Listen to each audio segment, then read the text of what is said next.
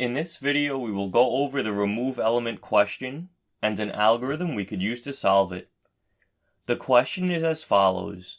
Given an integer array nums and an integer val, remove all occurrences of val in nums in place. The relative order of the elements may be changed.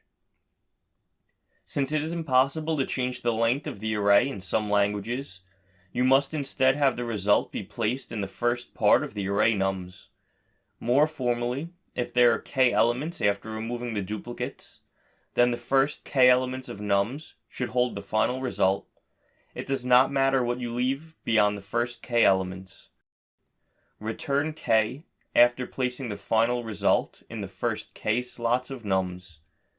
Do not allocate extra space for another array. You must do this by modifying the input array in place with constant extra memory. The values in the array are between 0 and 100 inclusive.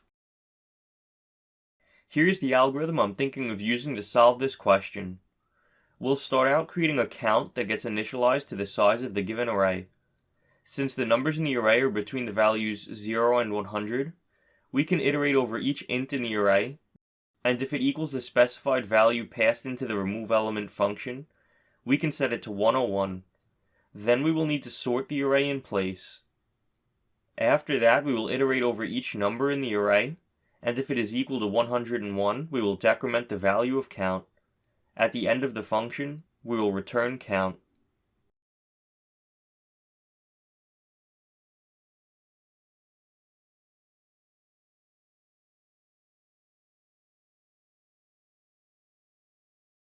In this video, we will go over the question for removing duplicates from a sorted array, and come up with a potential algorithm to solve the question.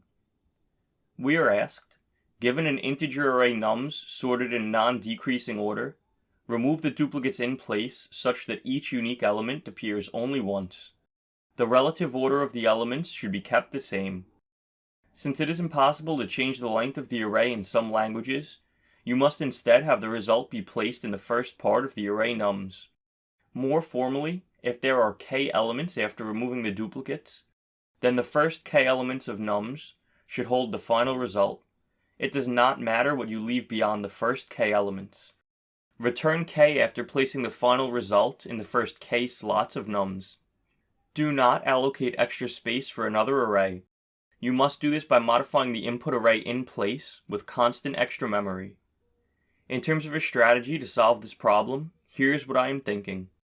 We will have a variable last element that holds the first element in the array. It will be updated to store the last element we processed on the prior iteration. We will also have a variable initialized to the amount of items in the array.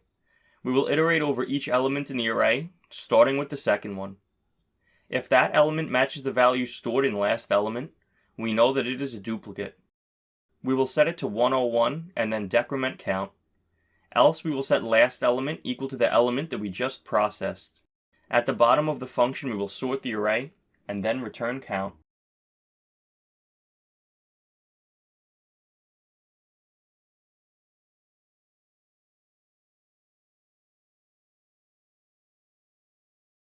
In this video we will go over the answer and explanation to the remove duplicates from sorted array coding exercise.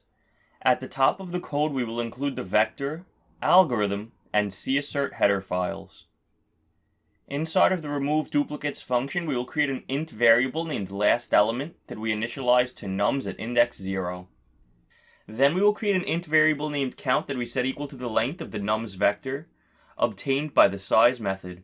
For int I equals 1 while I is less than nums.size, incrementing I by 1 each time, we will check if nums at index I is equal to last element. If so, we will set nums at index I equal to 101 and then decrement count. Else we will set last element equal to nums at index I.